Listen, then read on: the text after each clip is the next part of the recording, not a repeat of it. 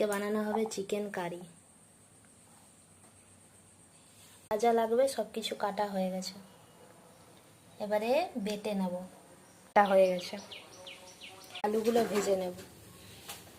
মশলা দিয়ে দিলাম, ভাজা হয়ে গেছে, ভাজা হচ্ছে, দিয়ে দিলাম, দিয়ে নিলাম, দিয়ে দিয়েছি, আলুটাও দিয়ে দিয়েছি। এবার ঢেকে রাখবো। দিলাম গরম জল, চিকেনে সবসময় গরম জল ব্যবহার করলে ভালো। সুন্দর কষে গেছে, এবার আর ঢাকা দেব না, এবারে ঢাকা খুলেই কষাবো।